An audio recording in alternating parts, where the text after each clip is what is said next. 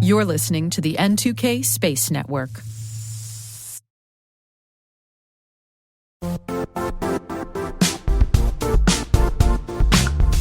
The IT world used to be simpler. You only had to secure and manage environments that you controlled. Then came new technologies and new ways to work. Now, employees, apps, and networks are everywhere.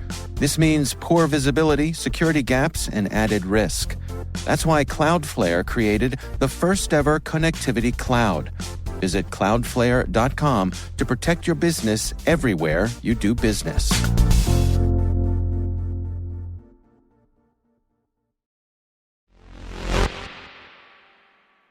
January is going to be a moon twofer, as it seems like the January SpaceX Falcon 9 transporter will have 2 lunar lander missions aboard, both from private space companies. One will be the Blue Ghost from Firefly Aerospace, the company's first lunar landing attempt, and the other will be Mission 2, the descriptive name for the second lunar landing attempt by ispace of Japan, with their upgraded HAKUTO-R lander named Resilience. T-minus 20 seconds to LOS speed rest. Go for deploy. Roger roll. Today is December 19th, 2024. I'm Maria Varmazis, and this is T-minus.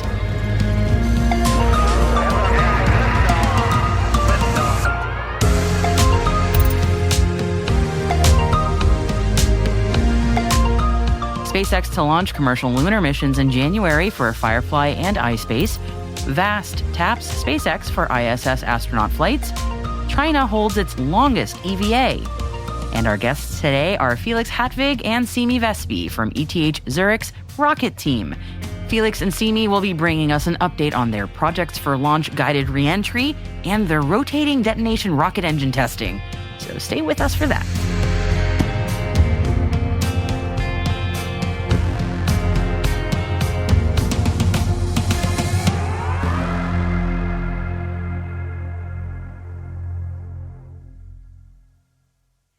We're going to be kicking off 2025 with a double moon mission, y'all. Japan's ispace has just announced that it will be using the SpaceX Falcon 9 launch that's planning to launch Firefly Aerospace's Blue Ghost mission for their own HAKUTO-R Venture Moon Mission 2.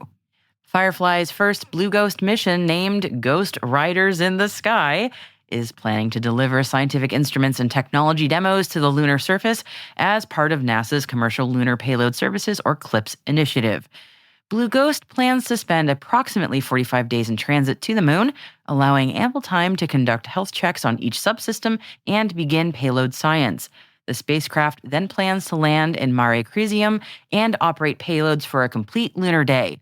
Blue Ghost will also be used to capture imagery of the lunar sunset and provide critical data on how lunar regolith reacts to solar influences during lunar dusk conditions. And the ispace Resilience lunar lander will be the second to deploy during the mission. And the Resilience lander will take a low-energy orbit, as it had also done during Mission 1. The plan is for its transit to take several months ahead of a targeted landing, 4 to 5 months after launch. ispace has released a set of criteria known as Mission 2 milestones between launch and landing, and aims to achieve the success criteria established for each of these milestones. Makes sense. In addition, Tenacious will be operated by ispace Europe once deployed on the lunar surface and will undertake ventures including delivering the Moonhouse payload to the lunar surface, as well as collecting lunar regolith under a contract with NASA.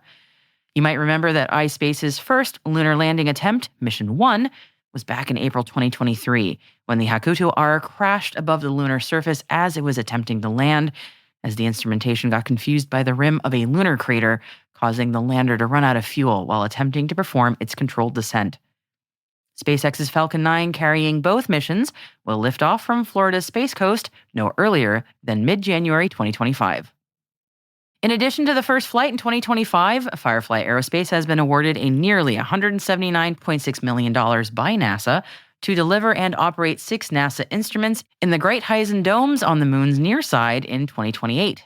The mission will use Firefly's Blue Ghost lunar lander, Elytra dark orbital vehicle, and a rover from an as-yet unnamed industry provider to investigate the unique composition of the Gruithuisen Domes, a part of the moon that has yet never been explored. And speaking of the rovers, NASA completed the first round of human-in-the-loop testing on 3 commercially owned and developed lunar terrain vehicles, or LTVs, from Intuitive Machines, Lunar Outpost, and Venturi Astrolab at NASA's Johnson Space Center in Houston. Each company delivered a static mock-up of their vehicle to Johnson at the end of September, initiated rover testing in October, and completed the first round of testing in December inside the Active Response Gravity Offload System test facility, also known as Argos. Test teams delivered evaluations to understand the interactions between the crew, the spacesuits, and the LTV mock-ups. NASA plans to issue a request for task order proposals in 2025 to any eligible providers for a demonstration mission to continue developing the LTV, deliver it to the surface of the moon, and validate its performance and safety ahead of Artemis 5, when NASA intends to use the LTV for crewed operations. VAST has contracted SpaceX's Falcon 9 rocket to launch up to 2 Dragon missions to the International Space Station in support of VAST's future bid for NASA's private astronaut missions, also known as PAM. While VAST is developing its private space station, the Haven 1, the company plans to leverage additional missions to the ISS in partnership with NASA to draw on the agency's extensive expertise. These missions provide opportunities to collaborate with private individuals and International Space Agency customers through the NASA PAM program and strengthen current partnerships. VAST says this is an important step as the company prepares to compete with its Haven 2 design in NASA's upcoming commercial low Earth orbit destination Phase 2 program, which is positioned to select a successor to the ISS. The China Manned Space Agency says the crew on board the Tiangong space station completed a record-breaking 9-hour spacewalk yesterday. The extravehicular activity was not only the longest by Chinese astronauts, but also included the first spacewalk by a Chinese astronaut born, brace yourself for this, in 1990. Talk about making me feel old. Taikonauts Tsai Shuzhe and Song Lingdong carried out the EVA, installing space debris protection devices with assistance from the station's robotic arm and ground-based teams. Maxar Intelligence has been awarded a total of $35 million in new tasking contracts from 2 government customers in the Asia-Pacific region. Both contracts allow the customers use of synthetic aperture radar imagery from Maxar partner Umbra. According to Maxar, Umbra's SAR imagery enables customers to monitor activity at night and in all weather conditions, serving as a powerful complement to Maxar's high-resolution electro-optical imagery. The European Space Agency has released its annual Space Economy Report. The 2024 report covers the space economy's full range of activities and the use of resources that create value and benefits to human beings in the course of exploring, researching, understanding, managing, and using space. It focuses on the prior year, 2023, and found institutional space budgets, both civil and defense, reached a new historic high of 106 billion euros in 2023, which is an 11% increase compared to 2022, and continuing their growth path with an 8% compound annual growth rate over the past 5 years. You can read the full report by following the link in our show notes. Turian Space has been awarded a $32.6 million firm fixed-price contract for multi-payload satellites and real-time command and control by the U.S. Air Force Space Systems Command. The contract provides for the demonstrations of a rapid build of 3 satellites with rendezvous proximity operations with high-resolution satellite-to-satellite imagery collection capabilities. Work will be performed in California and is expected to be completed by October 31st, 2028. Raytheon and Ursa Major have completed an advanced long-range solid rocket motor flight test for the U.S. Army. Raytheon selected Ursa Major's advanced propulsion technology as a key enabler to provide affordable solutions for the U.S. Army at extended ranges. During the next phase of the program, Raytheon and Ursa Major will incorporate manufacturing improvements, leading toward additional flight tests in 2025 and qualification in 2026. Exolaunch says it has successfully integrated its customers' satellites for the upcoming Transporter 12 rideshare mission with SpaceX. The Transporter 12 mission is scheduled to lift off from Vandenberg Space Force Base in California in early 2025.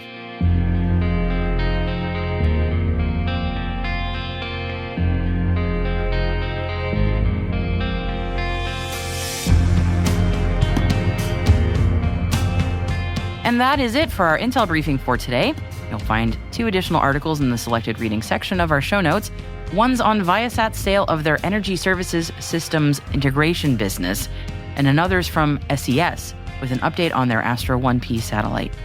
Hey T-Minus crew, if your business is looking to grow your voice in the industry, expand the reach of your thought leadership, or recruit talent, T-Minus can help. We'd like to hear from you. Just send us an email at space@n2k.com or send us a note through our website so we can connect about building a program to meet your goals.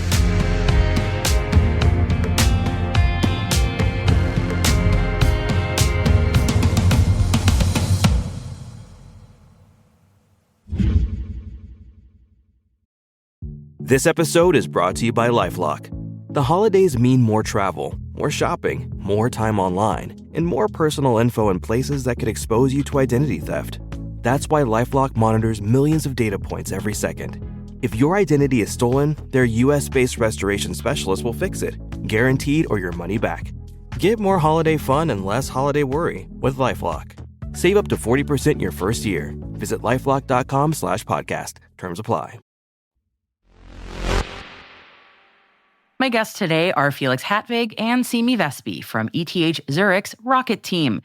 And we first spoke to Felix and Simi 6 months ago, and they wanted to bring us an update on their 2 projects, one of which is a new guided reentry development, and the other is their rotating detonation rocket engine, or RDRE. I'm Felix Hattwig. I'm the project manager of NICOLLIER. We spoke like half a year ago, and since then, we had a lot of testing going on, a lot of full system tests, and we were just preparing to get ready for the launches and have them in October and November. And then we were able to achieve a lot of things. We had all our tests done, and we were able to conduct the launch in Switzerland. And our rocket flew. It didn't really work the way we intended it to. So the guided recovery, the parachute that comes out of the rocket, which is the core system of our rocket, didn't come out the way we wanted it to. There was a small mistake there. The rocket, however, landed safely, so just touched on very lightly. And I think we were a little bit lucky with some snow as well, so that helped. And with this, we, however, decided to find and fix our mistakes and then go again on the 30th. And the second time, everything worked exactly as intended. We landed just 6 meters away from the target. So we're really happy about that, and we were able to conduct it. And 2 launches in 2 weeks. I think we were the world's first student team that ever did this with it. And it's one rocket, so it's not like I have the one and have another one, but we were just able to conclude it and go again. And it, like, even the second time, there was no mistake, so we could go again. We won't, because we want to leave some space for the next team, which is now already going on like the past 2-3 months, which is Hermes, who built a new rocket with a new motor, and which still uses our system, however, for the guided recovery. But it was some crazy months.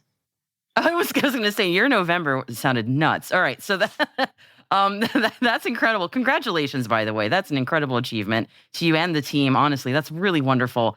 And I remember how excited you were when we last spoke about everything that was coming up. So, I mean, that's huge.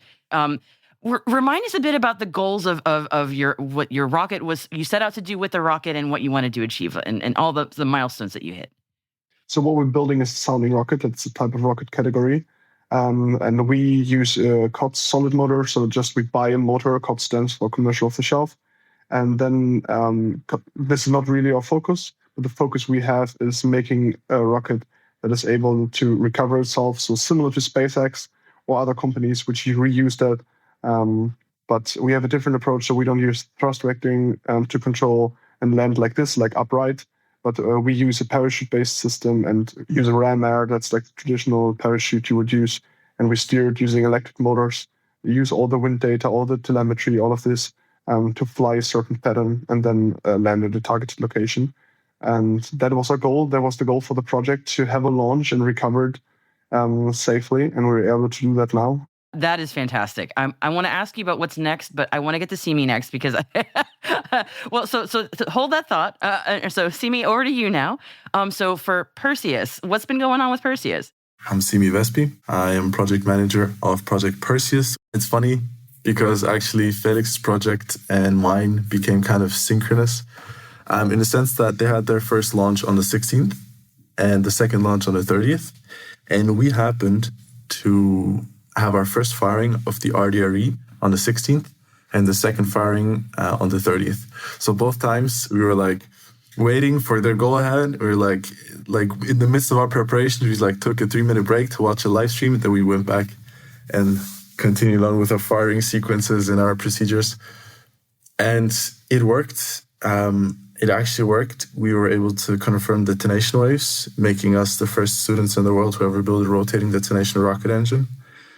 And as a cherry on top for the last firing, we also adapted an aerospike to our engine, which means we became the first group ever in our country to fire an aerospike. So it was really exciting and it was really cool. Wow. It was also kind of a triumphing moment in spite of all the doubts and of all the considerations and everything. It was really cool. The pride from both of you just radiates through the screen. You're both so proud. I'm loving that. And I'm just congratulations to you both. I mean, this is an unbelievable amount of hard work and how rewarding it is to see that things have turned out the way you hoped. So that's just so wonderful. So let's get into the what's next, because that is the inevitable question that everybody hates answering, because you're like, you just did this. Why do I have to think about what's next? But we do. So Felix, why don't we start with that? Tell me what's going to be next. I think I can give a quite good overview. There's a new competition team which will go over the span of 2 years, and we're lucky to have a focus project as well in combination with one of our universities, ETH Zurich, and they develop the first flight-ready bi-liquid engine of ours. So we've done bi-liquid engines before, but more like with no constraints on size or mass, and now we bring it down to a rocket engine. And this will be then included into the new Team Hermes, who set out to launch at Zurich in 2025, so the European Rocket Rally Challenge, and then go a second time in 2026. They want to include our guided recovery system, which we've now proven to be very successful. They, of course, want to do more tests on it, so get more data and perfect it, get even closer to the targeted point. But the main part for them now is the engine and including it into a rocket. And right now it's actually looking very promising that even like already in the first year, they will be able to go close to 9K, let's say, so that they will fly in the highest category there is at Zurich, and maybe set the new record for the height of bi-liquid engines in Europe. I'm looking forward to it so much. Super talented guys, every one of them, very passionate. And we were able to bring a lot of people from NICOLLIER over to them, which are now in like leadership positions. So they have the experience. They've worked in the team. They know what they're doing, and this is like a huge benefit for them now. And I'm looking forward to that. Yeah, that is what it's all about, is bringing that knowledge forward, and that's just amazing. Great to hear all of that. It's gonna be very exciting to hear about Hermes. And Simi, over to you. So what is next? Next project is called PERSEUS. And the idea is to, over 2 years, make an RDRE and make it interfaced with the Hermes rocket at a later point in time. This is after Hermes has accomplished all of their goals. In a way, it's separate from them. This is not concerning them right now, but the idea is to build an RDRE for a sounding rocket, I should say, then interface those two and launch it. It's still being worked out, all the details and everything, but we do have some good requirements already. Some weights, some sizes, some fuels and oxidizers, some thrust levels that we want to reach. We got some things in the chamber, but yes, something's cooking. Something's cooking. Yes, we're cooking something, exactly. And yes, that would in the same vein as becoming the first students in the world to fire an RDRE, we want to shoot for the highest flight of an RDRE in the world. This time competing with the big boys in the big leagues. Yeah, that's what we're going for. I love it. And I love the ambition here. And you all have the capability behind it too, which again, that's the important thing, is that follow through. Congratulations again. I'm thrilled for you all. And please keep us updated on how things are going with Hermes, with Pegasus. I want to know. Whatever's cooking, I'm really looking forward to learning about what that is when you all are ready to tell everybody. All right. So if people listening want to find out more information, or if they want to support the work that you all are doing, how do they find out more and reach out to you both? That's a very good question. I think the easiest way would just be to visit our website. There you can find all the projects, you can find all the people, you can find a short description of everything. And if you're just interested in general, or you maybe consider partnering up with us, just reach out to us via mail. and we'll get back to you and we can figure something out.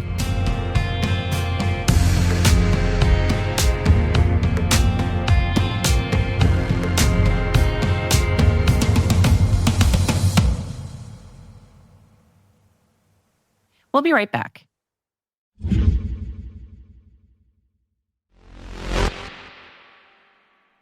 Welcome back. ESA's Euclid telescope, on the hunt for clues about the nature of dark matter and dark energy, has been dazzling us with its incredible images since its commissioning in 2023. And now in this festive season, we can say that its images are jingling and twinkling along with the usual dazzle. And that is thanks to an audio podcast best friend when it comes to astrophotography, image sonification. In other words, interpreting a visual image with sound so you can hear an image of, a stellar nursery.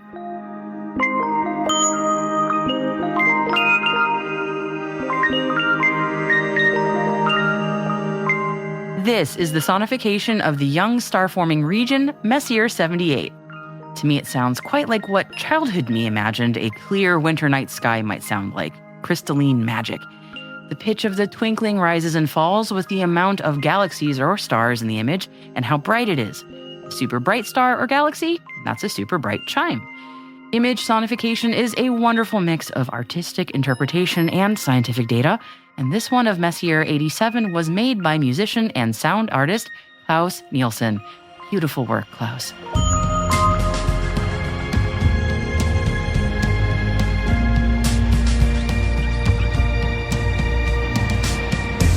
That's it for T-Minus for December 19th, 2024, brought to you by N2K Cyberwire. For additional resources from today's report, check out our show notes at space.n2k.com. We're privileged that N2K and podcasts like T-Minus are part of the daily routine of many of the most influential leaders and operators in the public and private sector, from the Fortune 500 to many of the world's preeminent intelligence and law enforcement agencies. This episode was produced by Alice Carruth. Our associate producer is Liz Stokes. We're mixed by Elliot Peltzman and Trey Hester, with original music by Elliot Peltzman. Our executive producer is Jennifer Iben. Our executive editor is Brandon Karp. Simone Petrella is our president, Peter Kilpie is our publisher, and I am your host, Maria Varmazis. Thanks for listening. We'll see you tomorrow.